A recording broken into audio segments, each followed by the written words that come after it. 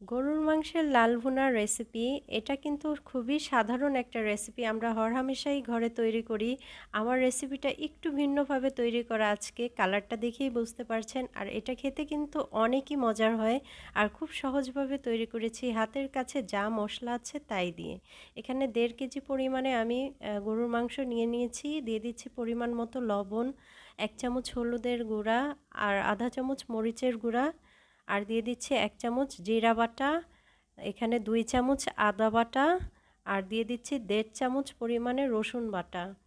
আর পরিমাণটা আপনারা একটু কম বেশি আপনাদের অনুযায়ী করে নেবেন। আর এখানে আমি গরম মশলা নিয়ে নিয়েছি, সাথে একটু কালো গোলমরিচ নিয়ে নিয়েছি, আর সাধারণ গরম মশলা দারচিনি, এলাচি, লং, আর এখানে কালো গোলমরিচ হাতে খুব সুন্দর করে মাখিয়ে নিচ্ছি। মাখিয়ে এটা সময় যতক্ষণ পাবেন আপনারা রেখে দেওয়ার চেষ্টা করবেন, আর না পেলেও সমস্যা নেই। তো আমি এখানে একটা কড়াইতে পরিমাণ মতো সরিষার তেল আর পরিমাণ মতো সয়াবিন তেল মিক্স করে নিচ্ছি। আমি আজকে দুইটা তেলের ভিতরেই করব। আর এখানে দিয়ে দিচ্ছি কাঁচা পেঁয়াজ পরিমাণ মতো, 1 কাপ হবে এখানে। তো পেঁয়াজটা একটু বেরেস্তার মতো হয়ে গিয়েছে, তো আমি সেই মাখানো মশলাটা মাখানো মাংসটা দিয়ে দিচ্ছি।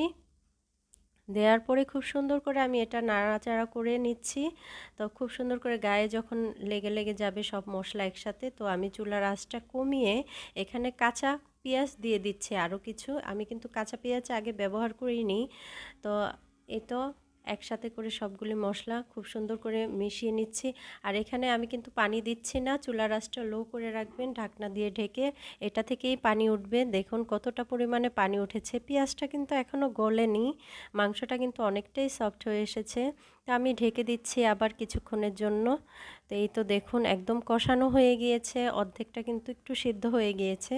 তো আমি এটা নাড়াচাড়া করে দিয়ে দিব এখানে পরিমাণ মতো পানি। আর পানির পরিমাণটা আপনারা একটু বুঝে শুনে দেবেন, আমি একদম ভুনা ভুনা করব, তাই এখানে অল্প পরিমাণে পানি দিয়েছি, আর পানিটা গরম পানি ছিল। তো এই তো ঢাকনা দিয়ে ঢেকে একদমই রান্না করে নিয়েছি। মাংসটা কিন্তু খুব নরম হয়ে গিয়েছে। তো এখানে 1 চামচ জিরা ফাঁকি দিয়ে দিয়েছি, 1 চামচের একটু কম আছে। তো নাড়াচাড়া করে আমি ঝোলটা শুকানোর জন্য অপেক্ষা করছি। এই যে একদম ভুনা ভুনা হয়ে এসেছে। সাধারণ একটা রেসিপি, কিন্তু খেতে কিন্তু অসাধারণ লাগে। আপনারা একবার হলেও ট্রাই করবেন বাসায়। আর আমার এই ভিডিওটা যদি ভালো লাগে প্লিজ আমার চ্যানেলটা সাবস্ক্রাইব করে আমার পাশে থাকবেন। পাশে থাকা বেল আইকনটি ক্লিক করে দিবেন, আর একটা লাইক দিবেন, পারলে শেয়ার দিয়ে দিবেন।